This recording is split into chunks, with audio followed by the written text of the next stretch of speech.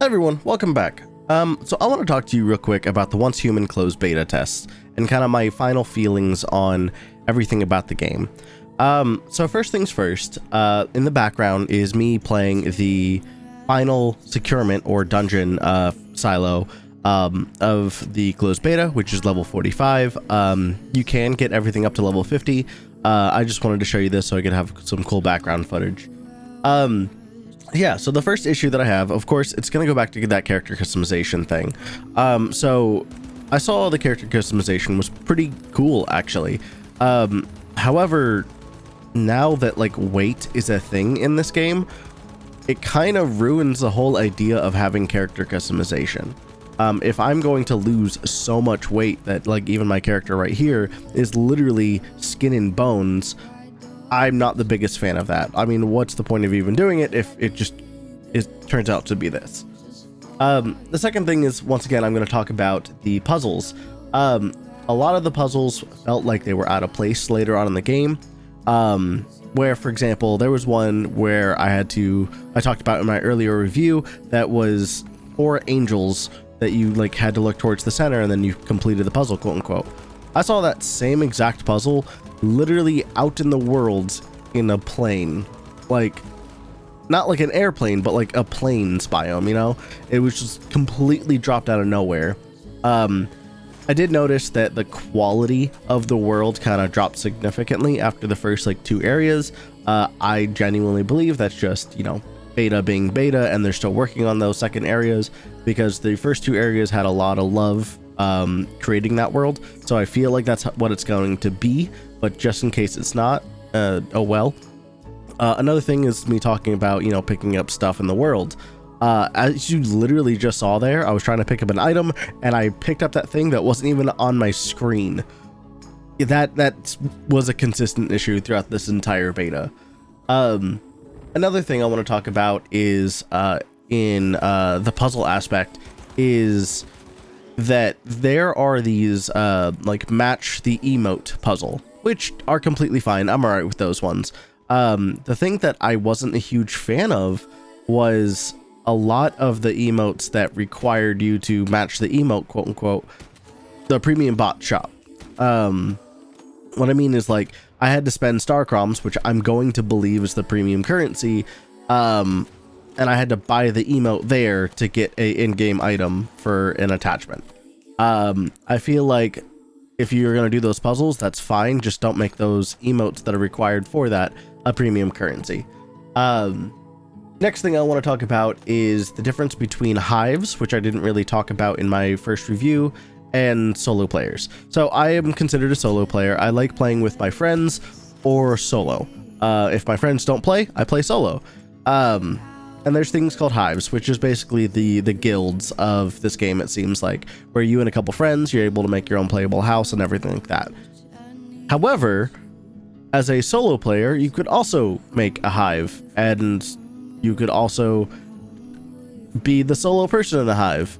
And the only benefit of that versus being a solo player is you get a bigger house, you get more damage in PvP, or more health in PvP, faster crafting speed, more slots to build your home, such as the furniture slots, the walls that you're able to build, and the energy that you're able to have, which is stupid in and of itself.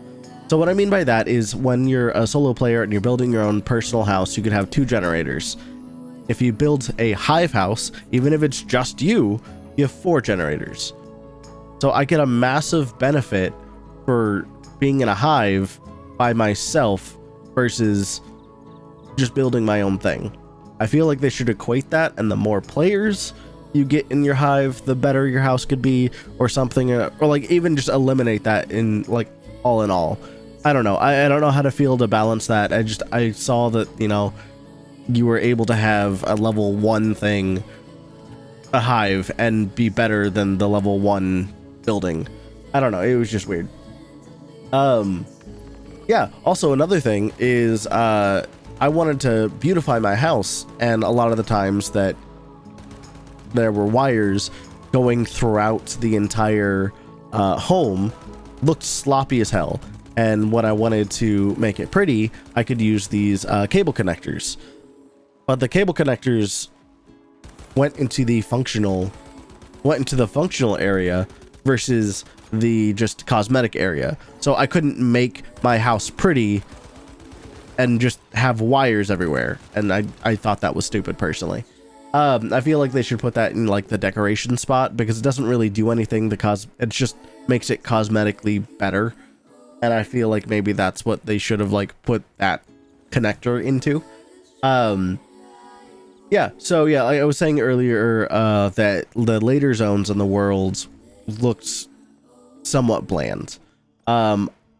It seemed like a lot of the terrain pieces were clipping through the buildings, and the buildings were being copied over and over and over again. And like I said, I really hope that this is just beta, and they're not getting something really, really cool for the first tidbit, but then getting something really crappy later on. I'm just really hoping Starry fixes that and makes it a little bit better for me. Another thing, when I'm like shooting enemies, sometimes after I kill the enemy, the hitbox is still there. Like even if they fall down, the hitbox is still on the ground or like in the air. So my bullets will shoot the hitbox and not hit the enemy behind it.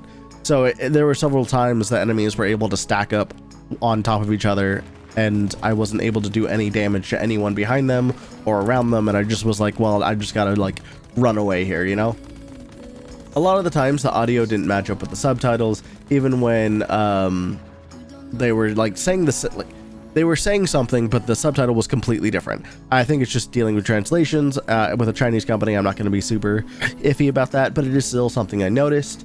There was a lot of different bugs where enemies were walking through walls, things were going through different areas, and like there was another time that I was mining a rock, and when I mined the rock, it like zoomed me closer to the rock, but I hit the rock with my body and it bounced me away, which means I couldn't mine the node.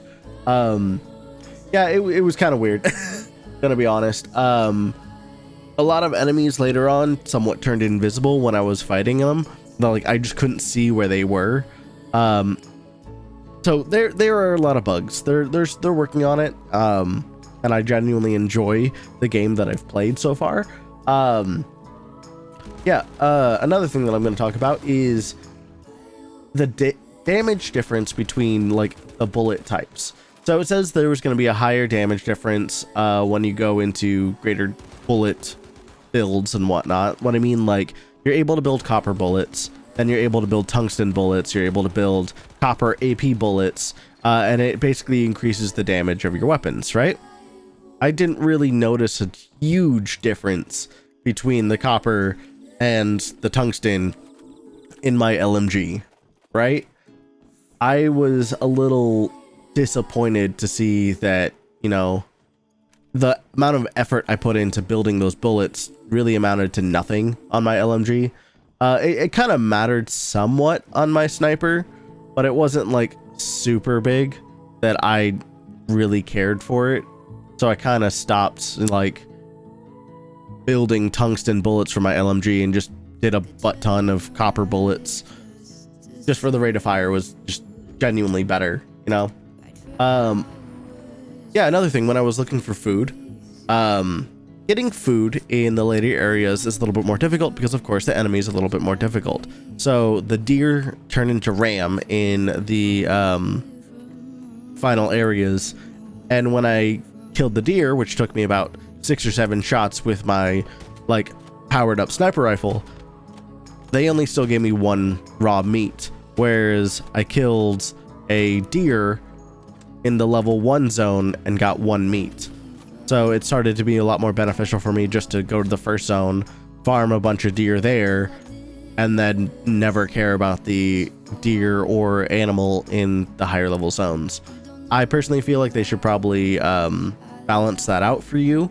For whenever you kill a deer or an animal in the higher tier zones, you'll be able to easily just